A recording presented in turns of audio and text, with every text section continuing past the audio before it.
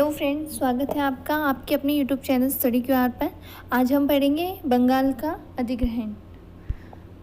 बंगाल का अधिग्रहण अंग्रेज़ों द्वारा बंगाल का अधिग्रहण भारत में 18वीं शताब्दी के शुरुआत की ऐतिहासिक घटनाओं में प्रमुख है। केवल 8 वर्षों के अल्पकाल अर्थात 1757 से 1765 ईस्वी के मध्य बंगाल के नवाब सिराजुद्दौला, मीर जाफ़र और मीर कासिम अपनी संप्रभुता को कायम रखने में असफल सिद्ध हुए। इसका परिणाम यह हुआ कि बंगाल में ईस्ट इंडिया कंपनी की संप्रभुता स्थापित हो गई।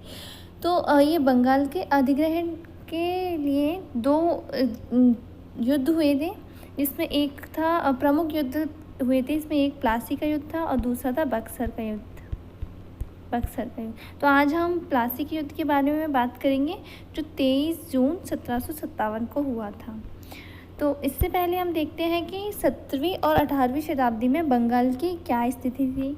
तो शुरुआत से ही बंगाल भारत के अन्य सभी प्रांतों में सबसे अधिक धनी और उपजाऊ प्रांत था। ये जो पहले का जो बंगाल था, उसमें हमारे अभी जो वर्तमान में बांग्लादेश है, बिहार, उड़ीसा, ये राज्य शामिल थे। इसका आर्थिक महत्व अपने प्रसिद्ध वस्त्रों, रेशम और नमक के लिए था। यहाँ के उद्योग धंधे काफ़ी विकसित थे और ईस्ट इंडिया कंपनी की जो फैक्ट्री थी वो बंगाल में बालासोर में थी। तो यहाँ से इनके इस फैक्ट्री की स्थापना से इनके बंगाल से नियमित व्यापार शुरू हो गया। तो इससे अंग्रेज़ों की व्यापारिक महत्वाकांक्षा बढ़ी। इसके बाद इसके साथ ही जॉब चर्नाक द्वारा कलकत्ता की स्थापना होने से इनकी व्यापारिक महत्वाकांक्षाएं राजनीतिक महत्वाकांक्षाओं में परिणत हो गईं। तो अब हम इनके कारण देखेंगे कि बंगाल के नवाब और अंग्रेज़ों के बीच जो संघर्ष के कारण थे वो क्या क्या थे। तो पहला था कंपनी की व्यापारिक और राजनीतिक महत्वाकांक्षाएं। तो व्यापारिक महत्वाकांक्षा वही थी कि उनका बंगाल में बालासोर में जो फैक्ट्री स्थापित थी, तो वहाँ से उनके नियमित व्यापार थे बंगाल से। और उसके बाद ये महत्वाकांक्षा उनकी धीरे धीरे राजनीतिक महत्वाकांक्षाओं में परिणत होने लगी।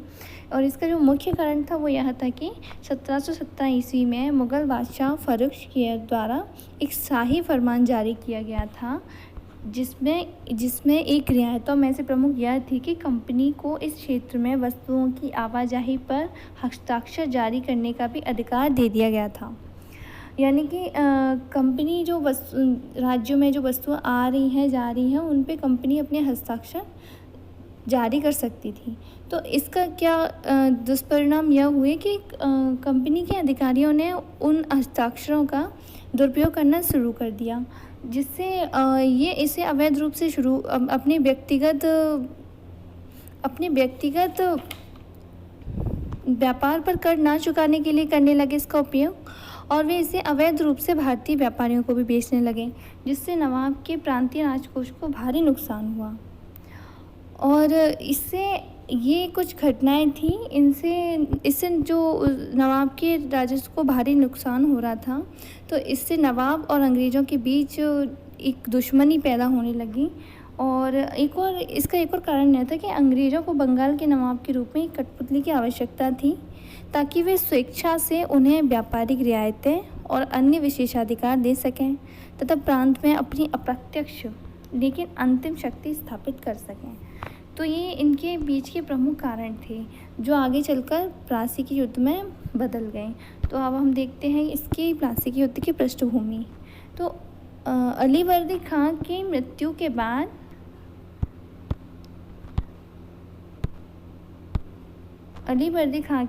बाद सिराजुद्दौला गद्दी पर बैठा। यह 1756 ईस्वी में गद्दी पर बैठा था।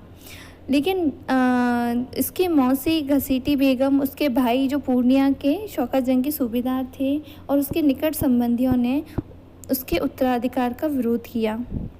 और उसके और भी कई विरोधी थे, विरोध किया।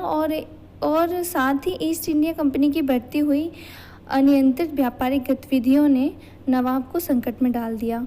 और ये जो सिराजुद्दौला के विरोधी थे, उन्हें अंग्रेज़ों ने उनको संरक्षण दिया।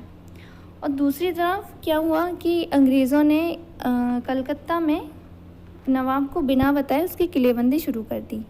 इससे नवाब और अंग्रेज़ों के बीच तनाव और बढ़ने लगा।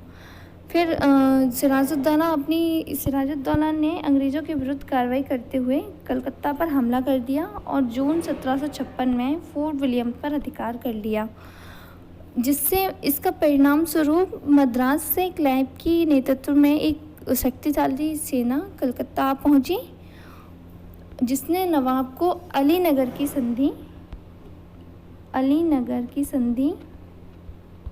ये हुई थी 1757 में, अलीनगर की संधि करने पर विवश कर दिया। तो इस संधि में क्या था कि अंग्रेज़ों को कलकत्ता की किलेबंदी करने, सिक्के ढालने और नवाब द्वारा क्षतिपूर्ति का वचन दिया गया था। इन सारी घटनाओं से नवाब और अंग्रेज़ों के बीच दुश्मनी और बढ़ा दी। इससे आगे चलकर यह प्लासी के युद्ध में परिणत हो गया। तो अब देखते हैं हम प्लासी का युद्ध क्या था, ये कैसे हुआ था। तो प्लासी का युद्ध 23 जून 1757 को पश्चिम बंगाल के प्लासी क्षेत्र में भागीरथी नदी के पूर्व में हुआ था। प्लासी का युद्ध भारतीय इतिहास के निर्णायक युद्धों में गिना जाता है, क्योंकि इसने आगे के 200 वर्षों के लिए भारत की नीति को तय कर दिया था। इसमें ब्रिटिश सेना का नेतृत्व रॉबर्ट क्लाइव द्वारा किया जा रहा था और दूसरी तरफ नवाब के जो असंतुष्ट अनुयायी थे उनमें मीर जाफ़र, अमीर चंद, राय दुर्लभ, जगत सेठ आदि थे। तो इन्होंने ब्रिटिश सेना से पहले ही गुप्त संधि कर ली थी, पहले ही वो अंग्रेज़ों से मिल चुके थे। तो नवाब की सेना का जो नेतृत्व कर रहा था वो राजद्रोही मीर जाफ़र कर रहा था। जो मीर जाफ़र ने पहले से ही बंगाल की गद्दी के बदले उनका समर्थन करने की गुप्त संधि कर ली थी। क्लाइव ने षड्यंत्र से नवाब के अधिकारियों को पहले ही अपने पक्ष में कर लिया था।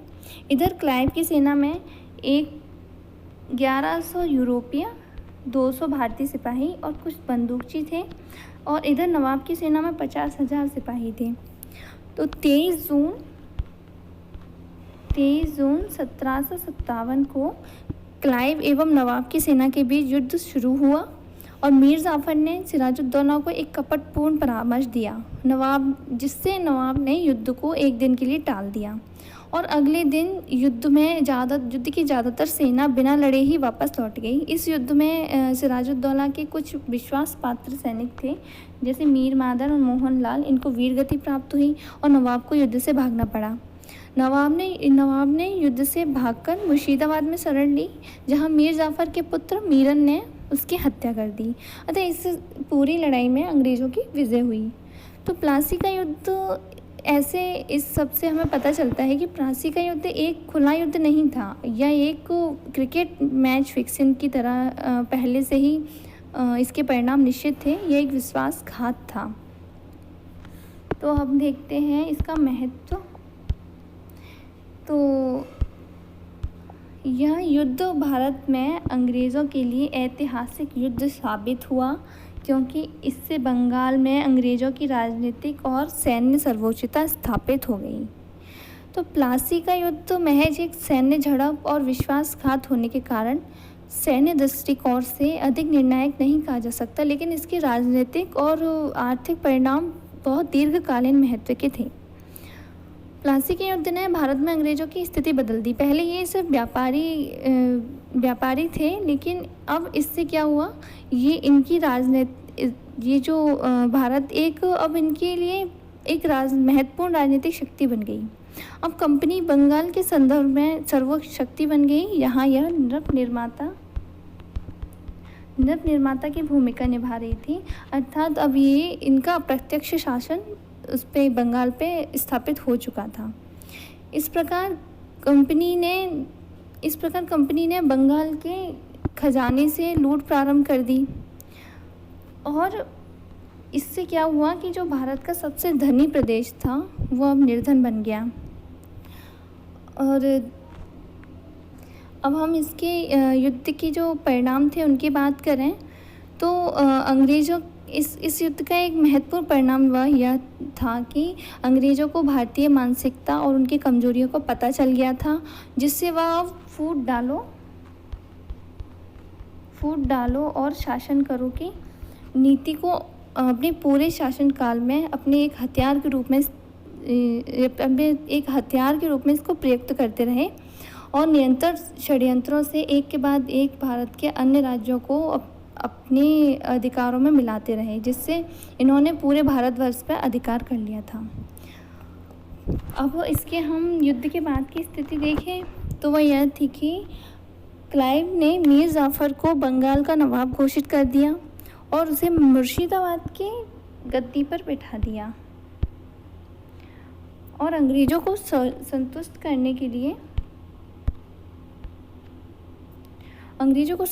करने के लिए कंपनी ने बंगाल की 24 परगना की ज़मींदारी दे दी गई। मीर जाफ़र के द्वारा कंपनी को 24 परगना की ज़मींदारी दे दी गई। यहाँ 24 परगना का मतलब होता है कि गांव का समूह।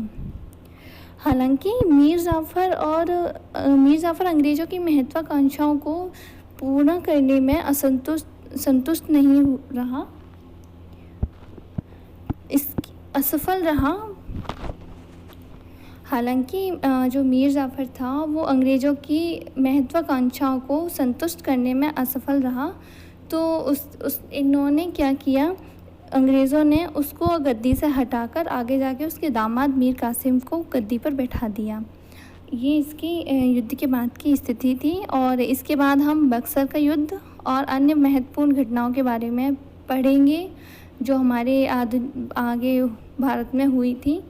तो प्लीज़ अगर आपको ये वीडियो पसंद आई हो तो हमारा channel like, subscribe and comment ज़रूर करें और बेल आइकन पर प्रेस कर दें। Thank you.